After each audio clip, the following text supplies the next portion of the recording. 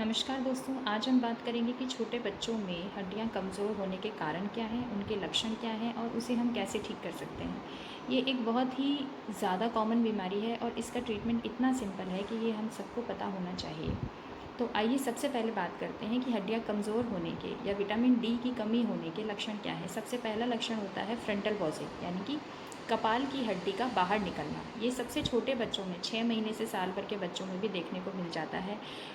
इसके अलावा सेकंड जो होता है वो होता है कलाई की हड्डी का चौड़ा होना, जिसे हम बोलते हैं रिस्ट वाइडनिंग। ये भी विटामिन डी डेफिशिएंसी का या हड्डियों का कमज़ोर होने का अर्ली साइन होता है, एक बहुत ही पहले आने वाला लक्षण होता है।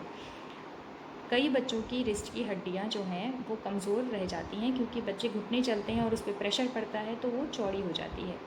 छाती में छाती का बाहर निकलना और पेट का अंदर जाना भी एक लक्षण है विटामिन डी की कमी का। और पेट का बाहर निकलना और छाती का अंदर जाना, क्योंकि पेट की मसल्स का कमज़ोर हो जाना विटामिन डी की कमी से, ये भी एक लक्षण है। अब हम ये जानते हैं कि विटामिन डी की कमी क्यों हो जाती है बच्चों से। एक्सक्लूसिव ब्रेस्ट फीड बच्चों को उतना विटामिन डी नहीं मिल पाता है जितना एक्चुअली उनकी ग्रोइंग बोन्स को चाहिए होता है। इसके अलावा सनलाइट एक्सपोजर कम होना, लिवर और किडनी की जन्मजात बीमारियां और माँ में ही विटामिन डी की कमी होना भी बच्चों को विटामिन डी की कमी, रिकेट्स या फिर हड्डियां कमज़ोर होने के लिए प्रोन कर देता है और इसीलिए उन्हें सप्लीमेंटेशन की ज़रूरत होती है। आइए एक छोटा सा व्यू डालते हैं एक्सरे के ऊपर, जो कलाई की हड्डी का एक्सरे है, जिसमें आपको क्लियरली दिख रहा है कि बोन की डेंसिटी बहुत कम है, बोन में कैल्शियम बहुत कम है और इसीलिए हड्डियां सॉफ्ट हो गई हैं और वो सिरे से मुड़ गई हैं, जिसे हम बोलते हैं मेटाफाइसिस, कपिंग और फ्रेइंग। ये विटामिन डी का बहुत ही अर्ली साइन होता है। अब प्रेग्नेंट वुमेन को हमेशा 600 units per day of vitamin D चाहिए होता है थ्रू आउट द प्रेगनेंसी, ताकि उसके बच्चे में विटामिन डी की कमी नहीं हो। और जब बच्चा हो जाता है तो 1 साल तक उसे 400 IU का सेवन करना ये हमारी जिम्मेदारी है।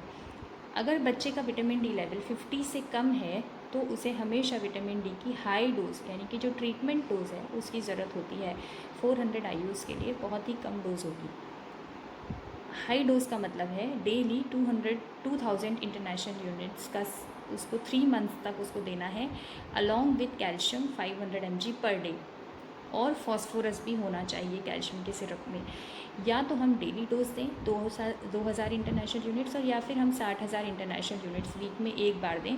लेकिन ये therapy minimum of 8 to 12 weeks तक, यानी कि 2 से 3 महीने तक हमको कंटिन्यू रखनी है, तभी उसके जो हड्डियाँ हैं उनमें विटामिन डी की कमी पूरी होगी और कैल्शियम का डिपोजिशन होगा।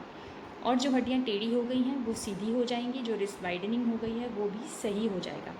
आइए अब देखते हैं कि विटामिन डी के जो प्रिपरेशंस हैं वो क्या है। जैसे कि ये एराकिटॉल नैनो एक प्रिपरेशन आता है जिसमें 5 ml में 60,000 इंटरनेशनल यूनिट्स होता है। और साथ में जो कैल्शियम के सिरप हैं वो इस तरह की हैं, जिसमें कैल्शियम 150 से 300 मिलीग्राम होता है।